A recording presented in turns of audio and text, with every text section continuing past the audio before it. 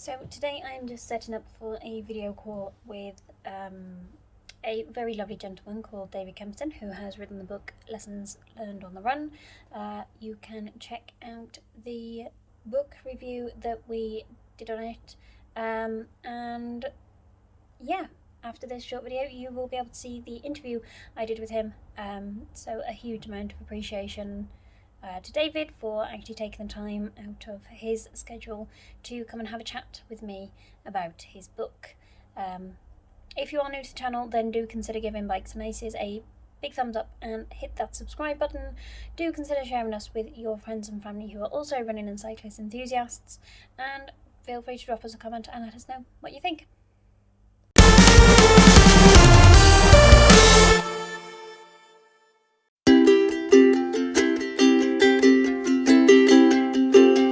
It's just a really nice opportunity for me to have a chat to you and find out a bit more about the book and kind of the inspiration behind it, and just kind of get a feel for what made you come up with it, because it's a little bit more unique. I've read quite a few running books, and because that's where I specialise. So how about we start with a short intro? I'll do an intro my side, and then I'll let you introduce yourself and who you are and what you do. So perfect. So I'm Jess. I am the runner of Bikes and Laces. Bikes and Laces is a running and cycling YouTube channel that just likes to throw a little bit of a fun element back into running and cycling and multi-sports. And I love doing book reviews. That's one of the things that I really enjoy. I am the resident runner. I'm not running at the moment because I am injured, but I will get back to it at some point. But yeah, so let's find out a little bit more about you. Well, my name's David, and I live in Minnesota, which is in the upper Midwest in the United States. I am an attorney. I'm a litigator by profession and have tried about 450 cases. Who's counting? I'm been married for 31 years. I have 4 kids. I have 4 grandchildren.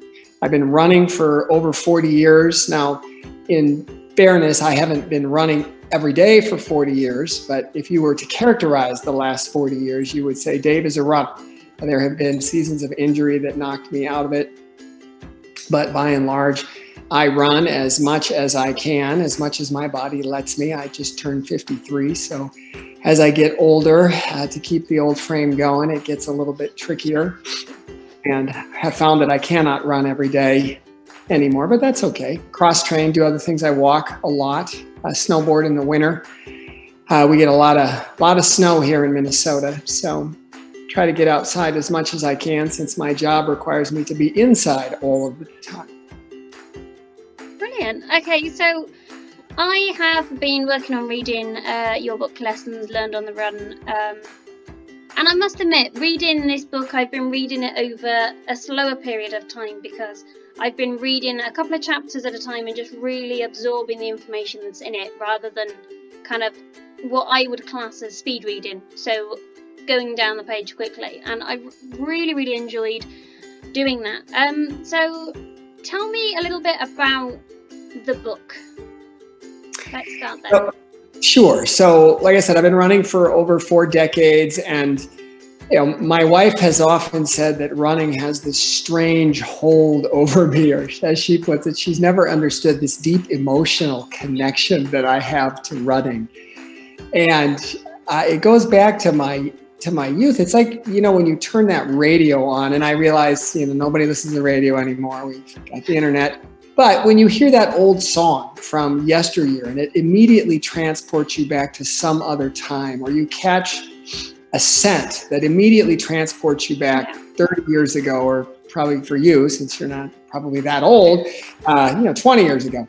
Running does that for me. So the book came about simply as a kind of a collection of experience and stories. I have found that running is a remarkably good metaphor for life. The hills and the valleys and the victories and the defeats of running mirror our own daily life experience. And so, as I put it, running is an excellent life coach, and she's got a lot to teach if we're willing to learn. So that was the sort of the thought process. And for me, running is a time of reflection.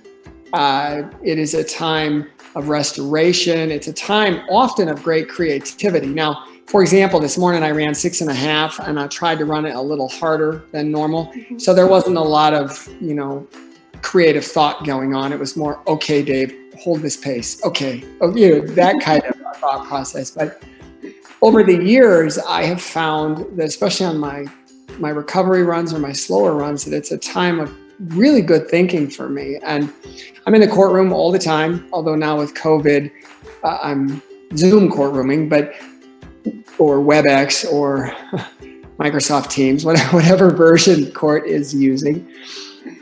But in previous years, oftentimes on a run or runs leading up to a court date, it helps me to get the themes in my mind, the arguments, how I want to present something in the courtroom. So running serves a multitude of functions for me. And it's humorous because the genesis for the book was actually procrastination. And you say, well, how, Dave? I was writing a book on the practice of law. I wrote a book about 4 years ago called That's Why They Call It Practicing Law. And it's really about customer service, but it's set in the context of a legal practice. And it's about taking care of the client.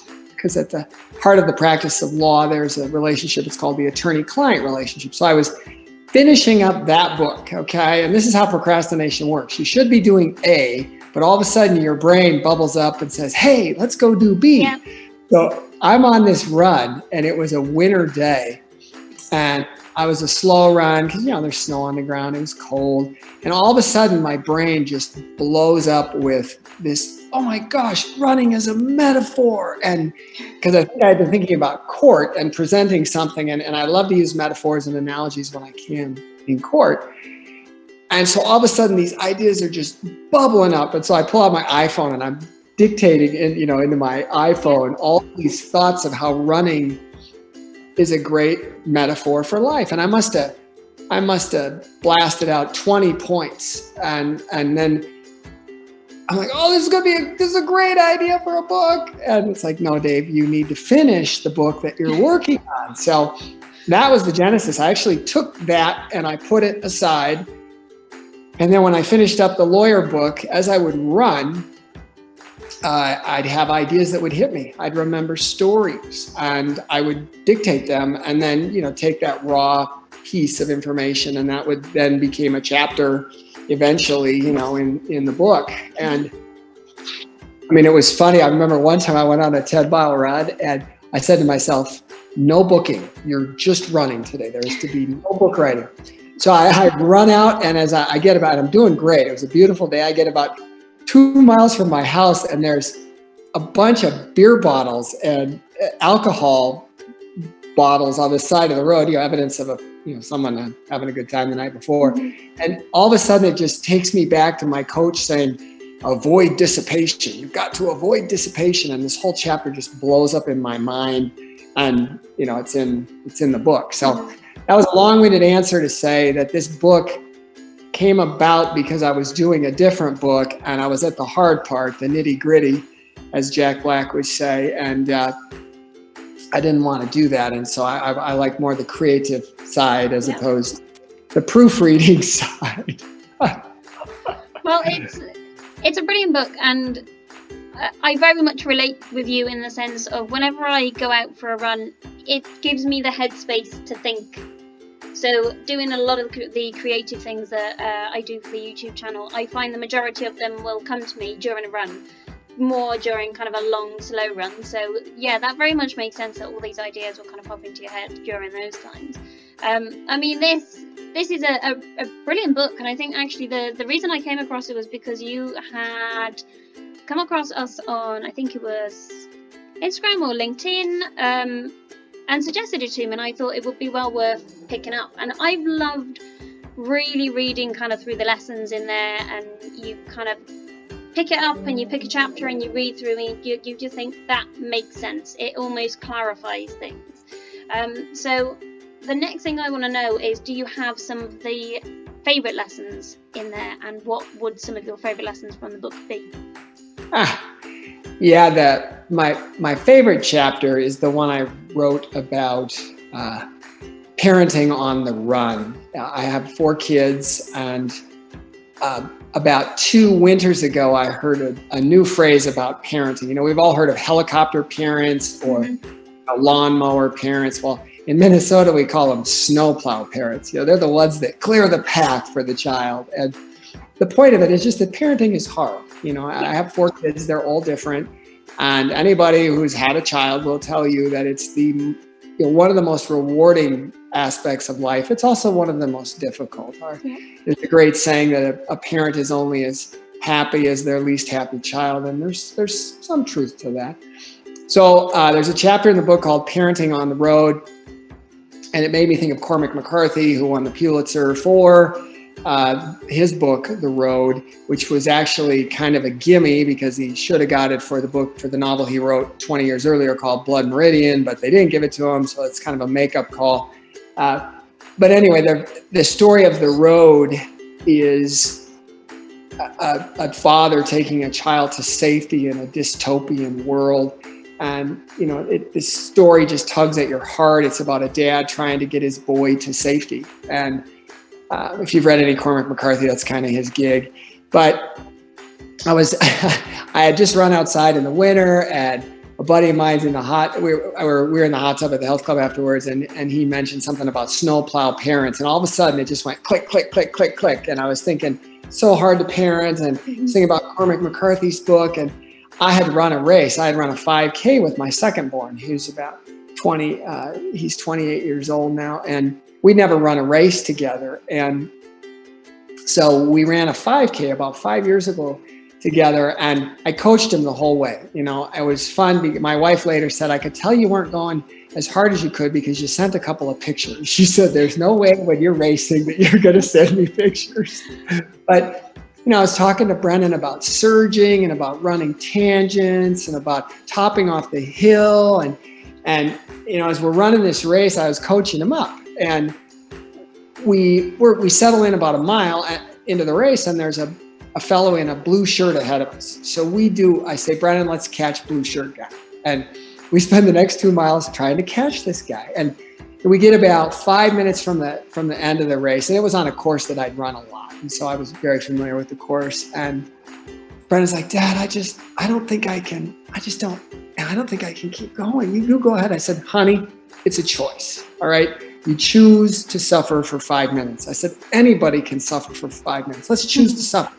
So he says, okay. And so, you know, we keep going, and then we get about, 200 meters away, and I've never had a kick my whole life. I mean, if I don't draw your kick out, a half mile from the finish, you're going to open up on me and annihilate me. So Brennan's all of a sudden, he's got this fuel. I can feel him. He's firing up, and it's like, he's like, I don't want to leave you, Dad. I'm like, no, it's okay. And he takes off, and he beat me by about 5 seconds, which was totally fine.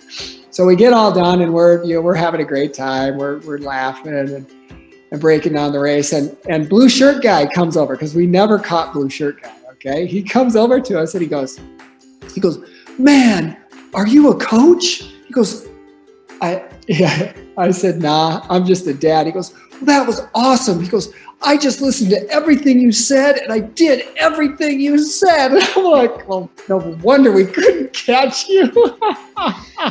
Yes, so not only then were you coaching your own son, but you were also coaching the person you were trying to chase down, which is a very good tactic, actually. Picking someone at the front and just really trying to catch them it's definitely something that, for the most part, works. It's something I try and do. Don't always get there, but it is something I try and do. Brilliant tactic. But I love that he was also listening to the coaching. It was very humorous. With Brendan and I still to this day laugh about that. Another one I've got, another story that I really like in there, which gets at that there's no such thing as bad weather, only inadequate clothing. And that's an old saying. Some attribute it to the Marines, some attribute it to the Norwegians. Who knows who said it, but it's true. Now, I live in Minnesota. 2 or 3 years ago, we had the polar vortex, and I'm going to go American on you here, sorry, but it was minus 29 degrees Fahrenheit. Okay, so that was really cold. And the wind blows. We get these Alberta clippers out of Canada, and they're nasty. I mean, they blow hard, and they blow out of the north into the south. And it's cold. If it's below 0 Fahrenheit and the wind is blowing hard, it's nasty. Well, this day it was minus 29 degrees ambient and the wind was blowing really hard. And they called it the Minnesota Polar Vortex. And so I was all jazzed because it was on one of my scheduled run days. So I ran outside. I ran a 5K that day. I dressed up like the Stay Puft Marshmallow Man and ran outside. And people in my house go, "You're crazy. You're nuts. I mean, this is, there's all these weather. Well, stay home. Don't be outside. You'll perish." And, if you dress right, it doesn't matter what the temperature is outside. And, the life lesson there is simply being prepared. And I tell a story in the book about a day that my running buddy, this is a fellow I've run with for about 2 decades. It was really cold. We were running around some urban lakes that are in Minneapolis, and he didn't dress right. And we were having a crisis. And so I was dumpster diving. I was going into garbage cans trying to find a plastic bag that he could put down the front of his running short. He had pants on, but so that he could break the wind a little better. So, the whole idea of being prepared, and that, again, there's a life story there where be prepared for the elements when you're running. But if you think about life, and I preach this to I mentor law students, and I'm always telling young students, be prepared, be prepared, be prepared. Because if you're prepared, you can be flexible. You can handle what gets thrown your way. If you're not prepared, you can't be flexible, and you're going to get a curveball that you can't handle. So, again, that's that idea of running, this little microcosm, this little point about cold weather that applies to a much broader life application. Definitely. Definitely being prepared is a huge help. It's like you say, if you've not got something in place and life does throw you a curveball, then you're not going to get anywhere near solving whatever issue kind of arises. So, and very much the same for running. I've had various different events. All of the sporting events we do fall in really early spring or really late autumn, so it's always cold. And there has been more than one occasion where we have rocked up and I thought, I have got the wrong clothing for this. But I always then look at the others and think, actually, I'm probably dressed a lot warmer than you.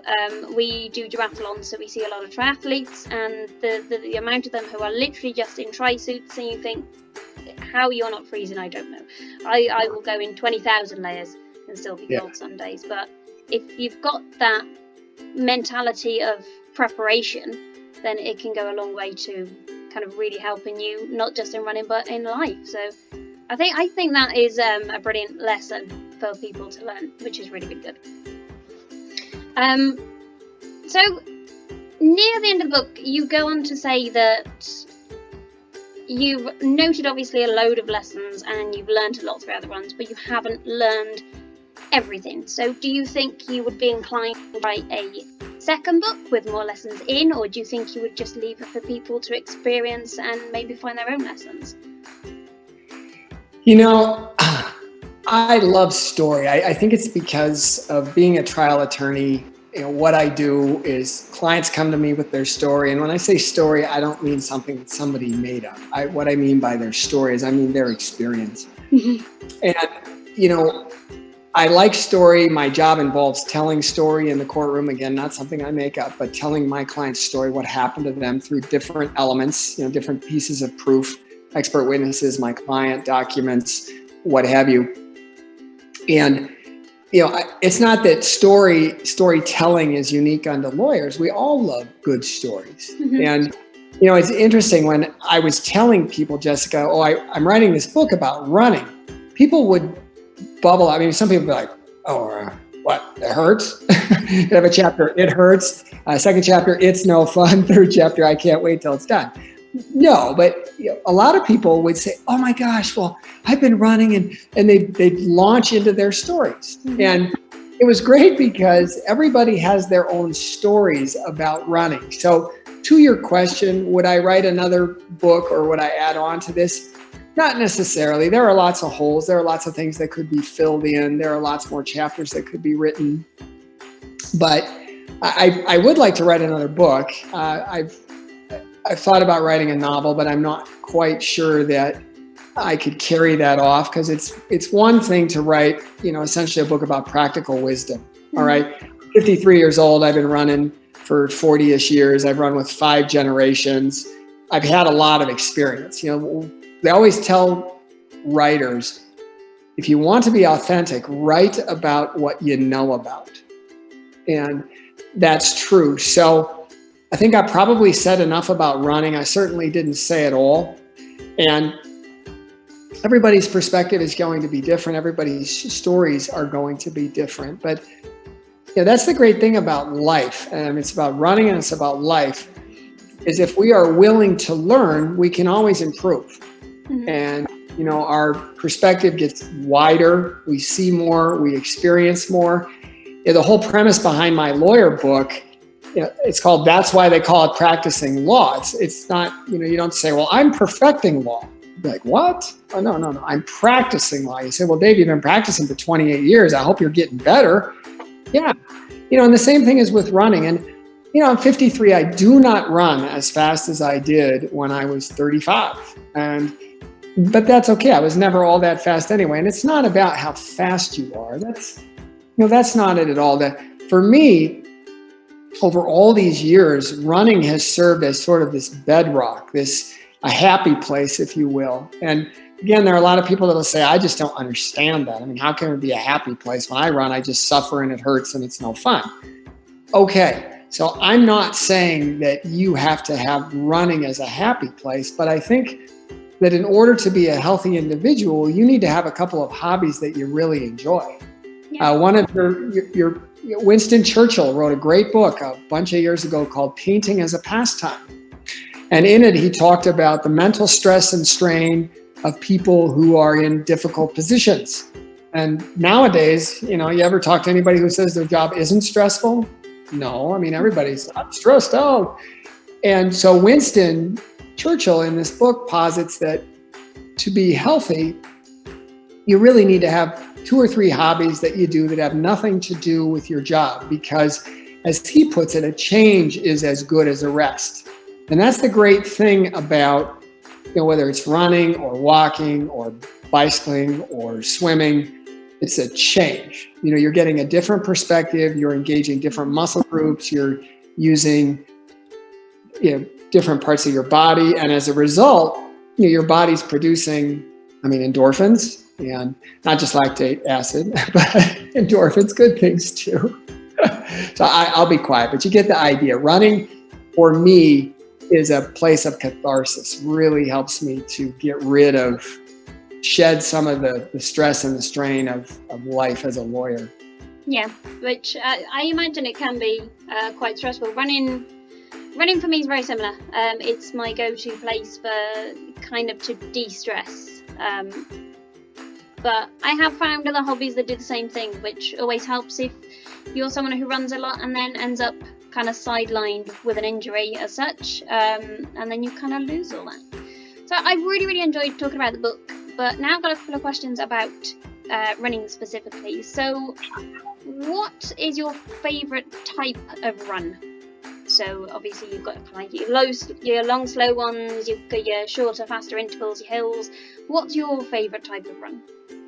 I really love hills. You can't run hills all the time, but this morning I ran a course that's pretty hilly, and I've always liked hills. My running buddy teases me because he's a little heftier than I am, and so he'll gripe and he'll say, well, Kempston, why don't you throw on a 25-pound backpack with rocks in it, and then let's go run these hills and let's see what you think. So I do run hills. Now, in terms of seasonal runs, I love to run in the winter because it's just totally silent. You can hear the crunch of the snow. By and large, there aren't a lot of people out.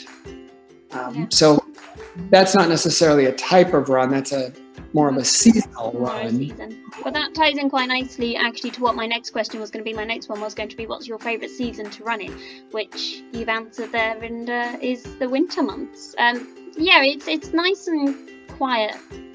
Winter is a really good time to run, especially kind of first thing in the morning, just before anyone has started to get up and out, and just that quietness and silence is really nice. And then my last question on running is, what is your fondest running memory? My fondest running memory, it might well be that race that I ran with Brennan. That was a great one. Running memories are funny because, I have this great amalgamation of runs, where a lot of them blend together. The summer runs blend together, the early spring runs in the rain blend together, the winter runs blend together. But that run with Brennan was a remarkable one. And then I had a run just recently where I ran around the lake and I ended up going 20 miles, and I hadn't, in the farthest I'd run in the last 18 years was about 12 or 11 or 12. And I decided I wanted to get all the way around the lake, and I did, and I was amazed. And so that was a pretty special run. But I mean, if you get me started, running with my father. I mean, my last run with my dad, I talk about it in my book. He was about 75 at the time. Like I said, I started running with him when I was about 9 years old. And here we are. He's 75. I'm 50. I've got 3 grandkids. So I'm a grandpa, and I'm running with my dad. How unique is that? How many people get to run with their father when they're a grandpa? I don't think there's many people who do. I think that was a really nice thing to read about, especially that particular chapter where you went on the run with your father. And I think that was actually the one that I spoke about in the review, because my favourite quote was in there, and it's the one basically where you talk about how running kind of is a gift. It's something to enjoy rather than just endure. And that is a really important lesson to learn in every aspect, not just running, but things are there to be enjoyed, not just kind of endured through. That's just it. So often, Jessica, we go through life viewing what we have to do as an obligation. Mm-hmm. I have to do this, I have to do this, I have to do this. And I realize there are a lot of things that we do have to do to meet our responsibilities. But that said, these obligations, aren't they also opportunities? I mean, if we just change our perspective a little bit, right? Doesn't the obligation all of a sudden become an opportunity? And so, again, running hammers that home for me that, what a gift that at 53, I still can run, because I have a lot of friends that can't. And I understand that. I understand that, knees give out, hips act, hips act up. We get injured, and I've had plenty of seasons of injury where I thought, okay, you might be done, Dave. And so when you come back, you have that fresh perspective. And you're right. It's, again, running teaches you that about running. Well, that's also true with life. I mean, opportunities with children that you could say, well, this is, I have to take my children here to this event. No, your children are going to grow up and they're not going to live at home anymore. So this is a chance to enjoy being with your children, because it's not always going to be like this. It's going to change. Things change. They do, especially if you live long enough. You do. Well, first of all, I just want to say thank you very much for actually taking the time to have this chat with me. I've loved chatting to you about the book, which is this lovely one here. So where can people get hold of Lessons Learned on the Run? Thanks. If you go to Amazon and Google the title, you can Google my name, David Kempston, Kempston. And you should be able to find it. It's available on Amazon. It's available in Kindle, and it's available in print version as well. Perfect. So I definitely highly recommend reading this one. It's a great book for anyone, whether you are a runner or not. It's got enough in there for just about everybody. So I've loved reading it. I've suggested it to my friend, who I'm going to be passing it on to after I finish this. So yeah, highly recommend it. So I think I'll wrap it up there, because I am very aware that I am taking time out of your morning, and it's a kind of middle of Saturday morning for you over there. But thank you so much for taking the time to actually come and have this chat. And thanks a lot, Jessica. I appreciate it. Have a great rest of your day. And you. So that was my chat with David Kempston, the author of Lessons Learned on the Run. I will put a link in the description as to where you can go and pick up the book, as well as a link to the book review itself. Huge amount of appreciation for David for actually having that call with me, and hopefully you've learned something more about him and the book, and you might even consider going and giving it a read. If you did enjoy this video, then do give it a big thumbs up, and don't forget to hit subscribe for the Bikes and Laces channel. For now, go and enjoy the rest of your day, and we will speak to you again soon.